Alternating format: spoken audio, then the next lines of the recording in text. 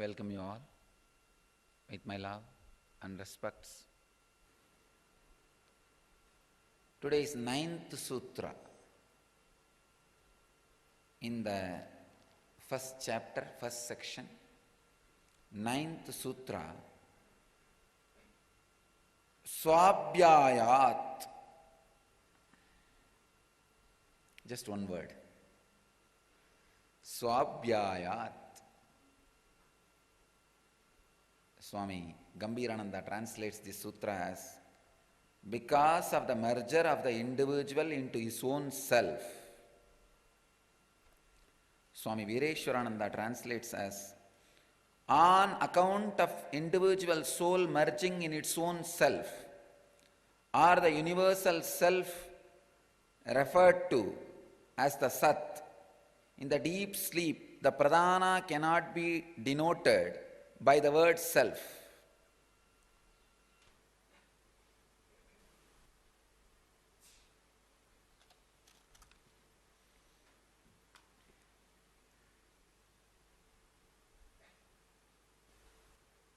The uniqueness of Badarayana, Bhagavan Vedavyasa, is through each sutra, he creates a complete new thought trend.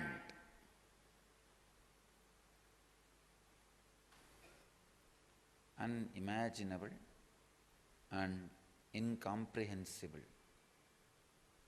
That is the two word I can say. Swabhyayat.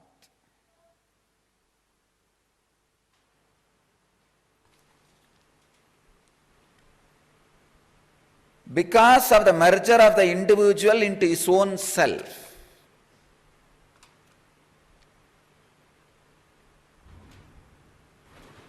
The last sutra,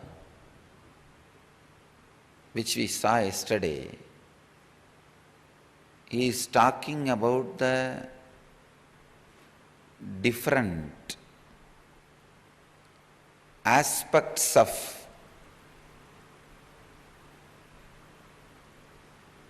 the ignorance, the possibilities of ignorance. In this sutra, suddenly it takes a complete turn because the identity which you carry merges into the ultimate existence by its own self, by itself. You can't speak even about the individual identity. See, in yesterday's sutra, he was saying, you can't speak about the self, pradhana, the existence, because bondage and liberation is only for the dust, only for the small identity you have. So the pradhana neither experiences bondage nor experiences liberation. Only it is the identity you carry, dust you have, experiences bondage or liberation.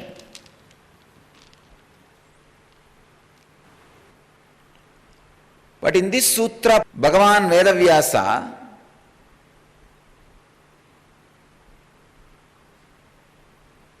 takes us to a space completely different. He says one step further, even the individual identity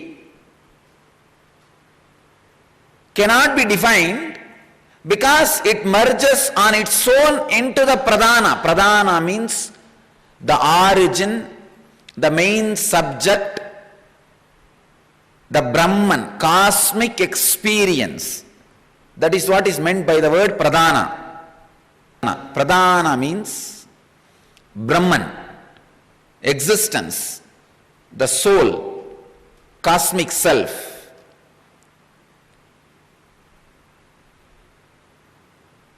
Today Vyasa goes one step further, even about identity you cannot talk. Even about identity you cannot make any understanding. Because the identity merges onto self on its own. It merges onto self on its own. He is taking us step by step to the deeper and deeper silence.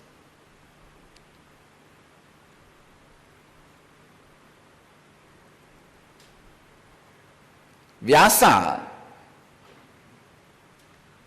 I can say, a very practical philosopher. Being practical and being philosophical, both has happened in Vyasa. Vyasa is a high achiever. The high achiever mentality always makes you highly practical.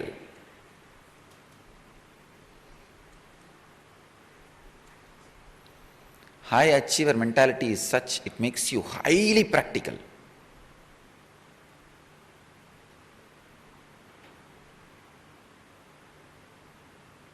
Philosophical mind which does not achieve is the most cunning and crooked mind. Most cunning and crooked mind.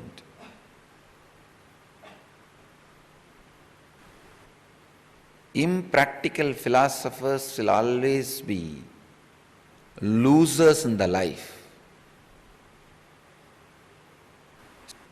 Impractical philosophers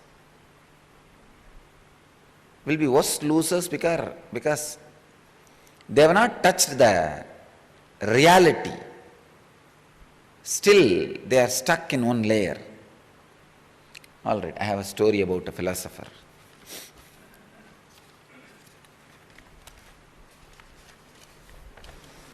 One guy and a great philosopher having 3 doctorates go on a camping trip. After finishing their dinner, they retire for the night and go to sleep. Some hours later, Holmes wakes up and nudges his faithful friend. Watson, he tells the philosopher friend, look up at the sky and tell me what you see. The philosopher says, I see millions and millions of stars. My friend, exclaims the philosopher. And astronomically, what do you deduce from that? Asks the friend. Immediately philosopher ponders for a minute and says, well, astronomically it tells me that there are millions of galaxies and potentially billions of planets. Astrologically I observe that Saturn is in Leo. Horologically, I deduce that the time is approximately 3:15. Meteorologically, I suspect that we will have a beautiful day tomorrow. Theologically, I can see that God is all powerful and that we are a small and insignificant part of the universe. What does it tell you? The philosopher asks the friend. Friend says, you idiot, somebody has stolen our tent.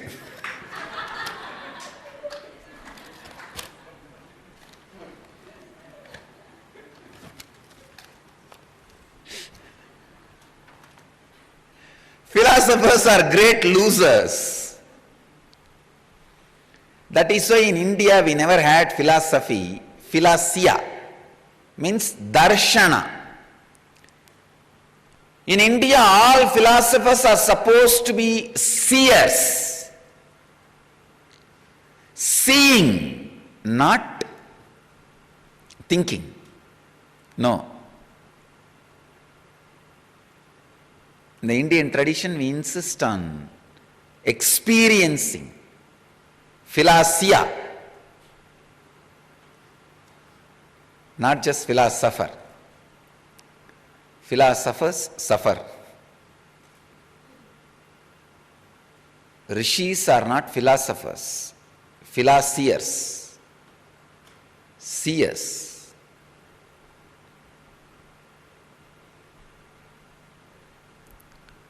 Vyasa is not adding more and more words to us. He is taking away more and more words away from us. He is making us more empty. Yesterday itself I was thinking, what can I comment on this sutra? Because he says nothing can be spoken about the pradhana, source. Suddenly now he is telling, even about identity you can't speak anything. Nothing can be spoken even about the identity.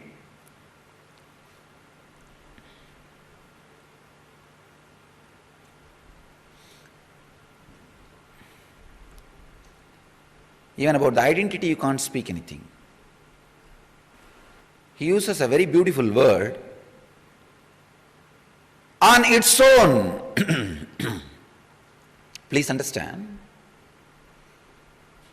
your identity by its very nature winds up all the drama of seeing the forms and names, retires itself into its inner space once in every 21 hours.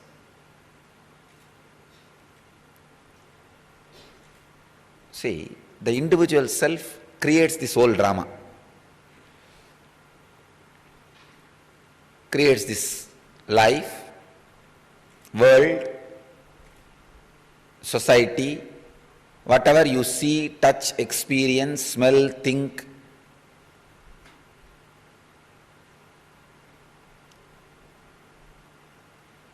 But the greatness of the pradhana, source, is just it sucks the identity. How much ever you try, your identity cannot be separated from that source. Once in 21 hours, it feels tired of all this drama, dumps everything and retires, goes back. Just goes back to its source. The automatic resting mechanism, automatic retiring mechanism,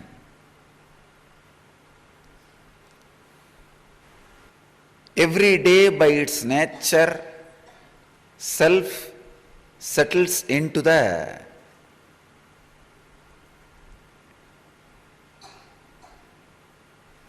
source. It rests into the source.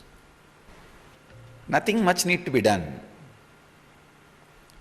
But nothing much. Even if you do anything or don't do anything, every night your individual self retires into the pradhana, the Atman, self, consciousness, Sat, existence.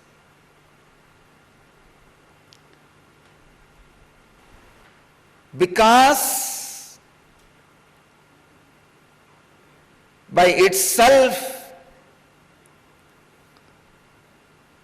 the self rests into the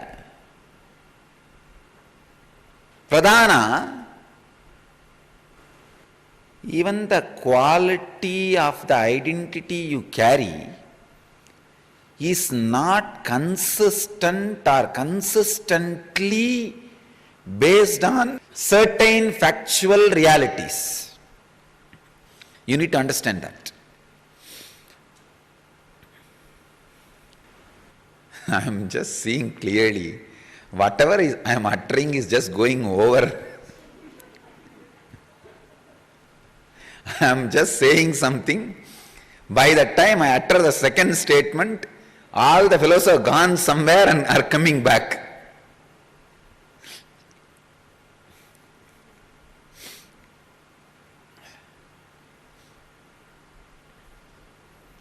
Almost between every gap, you guys go to the existence source once and come back.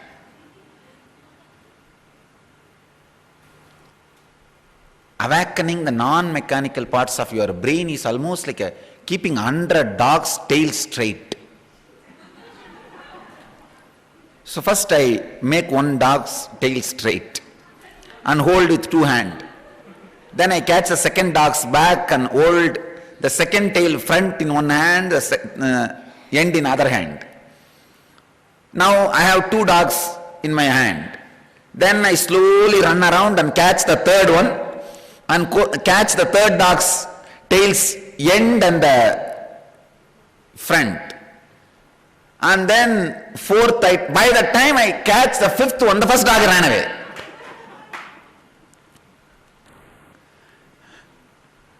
Somehow I made you understand one full day on pradhana. Pradhana means the source. Pradhana is the primal source, origin. Somehow yesterday I logically made you understand you can't speak about origin because the liberation and bondage is only for the identity you feel, not for the origin. So origin cannot be expressed by any word because it is beyond your intelligence. It is beyond comprehension.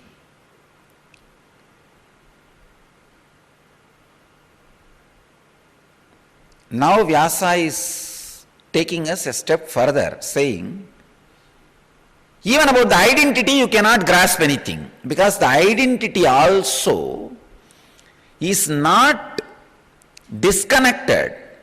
It is connected basically in it gets sucked into the source every day without even your intention.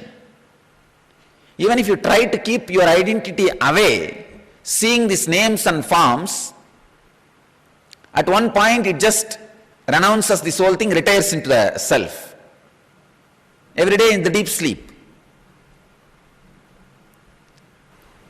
As identity do not have its own existence and gets sucked into the source again and again and again, even your identity is not a consistent, individual, independent entity.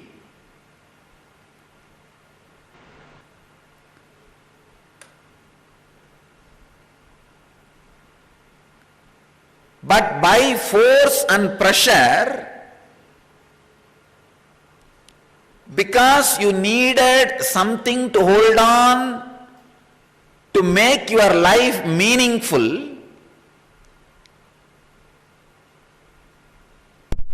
you love to give meanings to things. Really.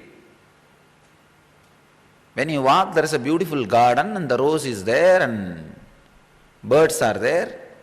Why should you give even the meaning beautiful? It is there, that's all. The moment you give the idea beautiful, the neighbor also tries to create a garden the same way, the junky way you create. The best way to sell junk is somehow label it as beautiful. It's not a big thing. How these modern day kids wear the toned jeans. Make it as a fashion. That's it. Cut it here and there. So whenever you add idea, meaning, you feel alive. So you want to add meaning to the whatever you see and experience in front of you. The original sin is trying to add meaning to what is happening in front of you. That's all. If you stop that one thing, this nonsensical habit of trying to give meaning to everything, trying to add juice to everything,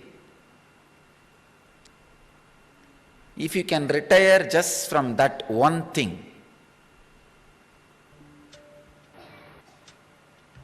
if you stop adding meaning, then suddenly you will understand your identity, which you think as very consistent every day, is not consistent. That will be one of the major realization to achieve the source of existence. Buddha gives a powerful example. If you light a torch and rotate high speed, you will see a fire circle. There is no fire circle. In every inch, the torch is moving. That looks like fire circle. Same way in your identity, you see a solid existence. It is not. The high speed movement,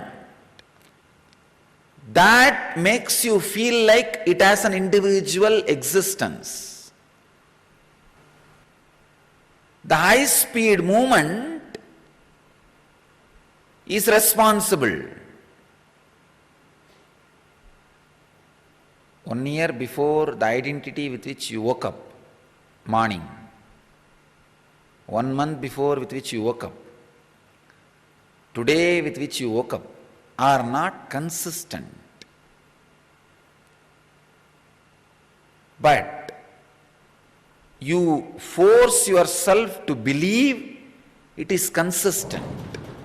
Because if it is not consistent, suddenly the base on which you are building your life loses value, meaning. Knowing that nothing has value, you want to hold on to something like a consolation. End of the day, money has no value. Relationships have no value. Your body has no value.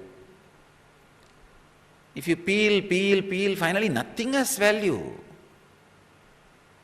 But it makes you feel like orphan. No. We can't directly face that reality. So we need to add value to something to keep ourselves alive. But I tell you, when you understand there is no value in anything, you will become a high achiever, creator, leader. But normal mind tends to superimpose value. Normal mind tend to impose value. Trying to impose value is the reason why you feel the identity is consistent, comprehensible, individual, character. Actually, you do not have an individual quality or a character identity. But this truth seems to be too much. You need to project yourself with some consistency. So what to do? You try to give meaning to it. When you try to give meaning to something, to make it look like consistent,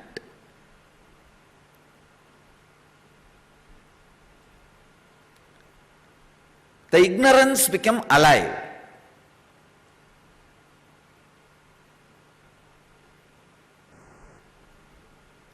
The sacred secret in the sutra is stop giving meaning to things. Understand the identity you are getting every morning when you wake up is not consistent to yesterday's. Just new comes. Meaningless. If there is meaning in anything, there will not be excitement in that.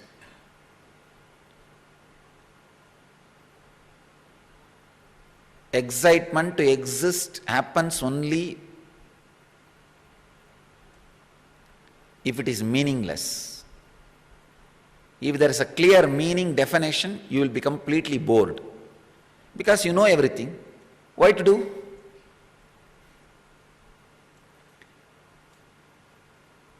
If you are bored of unclutching, understand you are not doing it. You made a meaning out of unclutching.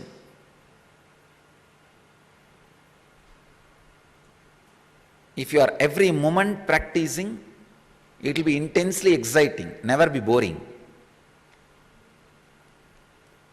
Understand life is meaningless. That is the only way to live in an excited way. If you try to find consistent meaning, the excitement from life is be taken away. You are a poor philosopher. Philosopher. I am trying my best to catch some 10, 12 dog's tails in 2 hands. By the time I catch 10th, already 3, 4 has ran away. Just understand my situation. First catch one dog and catch the one edge of the tail, and you know where it will be. And the other edge of the tail, hold it straight. And then with this run behind another one dog, ba ba ba ba ba ba. Then catch that guy and include his tail front and end in 2 hands, keep it tight. And then run around, catch the third. So each sutra is almost for me, teaching each sutra is adding one dog's tail and keeping it straight. By the time I add 5th, 6th dog, the first 3 dogs are ran away. The sacred secret from this sutra is, because the identity merges on its own into the self-origin, you can't even grasp or understand about the identity. Second, because the identity is not consistent,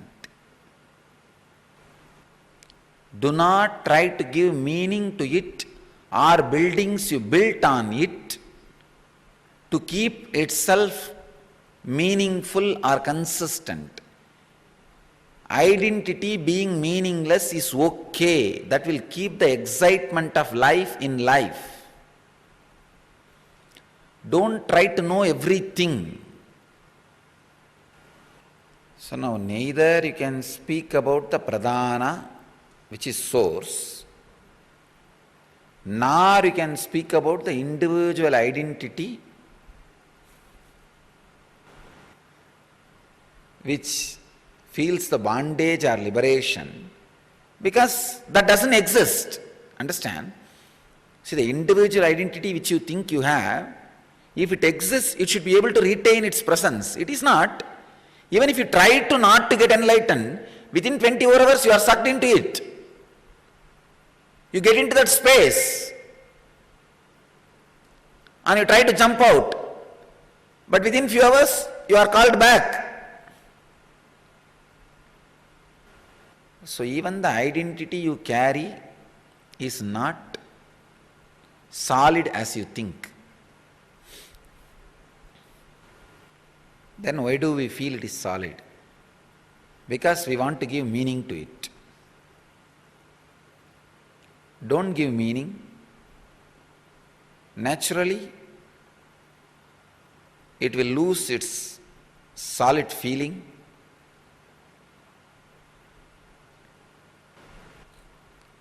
When you understand your identity is not solid, you will be more aware, alive, ready to live.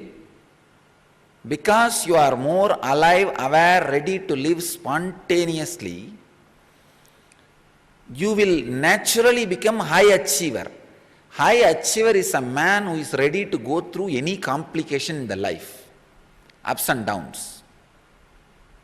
That ability will happen in you only when you are clear about not to give a consistent identity or meaning to the identity you are carrying. If you have enough guts to live, the identity which is changing every day, knowing this whole thing is meaningless, you develop a powerful energy which makes you as a high achiever. I tell you, anybody who is lying down in the couch says he is an enlightened, never believe. Ramana Maharshi was never lying down in the couch. All his photographs are taken when he was lying down in the couch. That does not mean whole life he was lying down in the couch. No. He used to cook and grind flour using those days traditional stone grinding machine. In those days, Indian villages, there used to be a grinding machine. Women used to grind rice and everything. Now that grinding machine has taken two incarnations. One, the grinder, automatic electric grinder, another one, the belly. Because this is stopped, this has grown. No, in those days they used to do all this, then this was not growing. Now this is done by some electrical machinery and this grinder grows. Ramana Maharshi used to grind rice every day.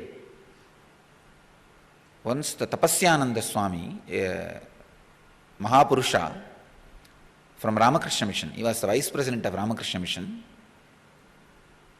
he translated Bhagavatam, amazing English translation, Mahapurusha.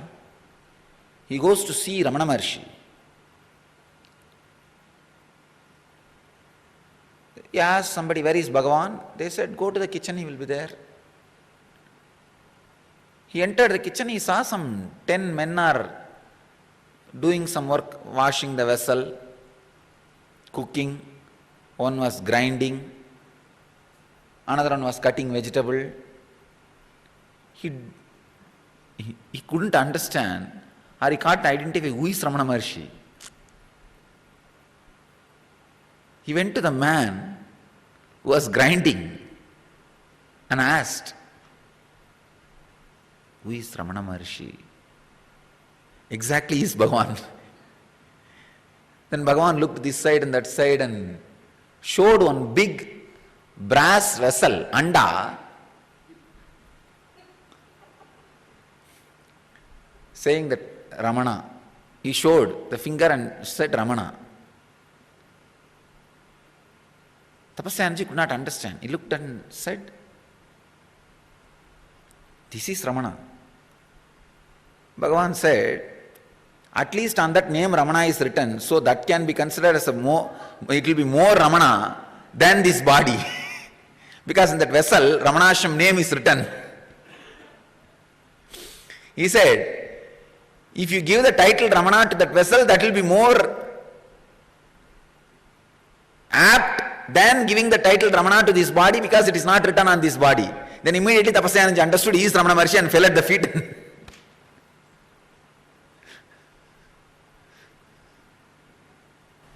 A man who has merged in existence, experienced existence, can never be a couch potato. He will be naturally a high achiever, maybe in different dimensions. Being a high achiever is one of the important, uncoverable quality of enlightened being. If you are not a high achiever, forget about enlightenment. Bhagavan is a high achiever. His ability to inspire few thousands to the core and transmit that highest Vedantic cognition, cognitive shift is unimaginable. I bless you all to achieve experience, live, express, radiate and share the eternal bliss. Nithyananda. Thank you. Nithyananda, thank you for watching, and if you found the video enlightening, please give it a like, share it with your loved ones, and subscribe to stay connected with us. don't forget to click the bell icon to receive the notifications.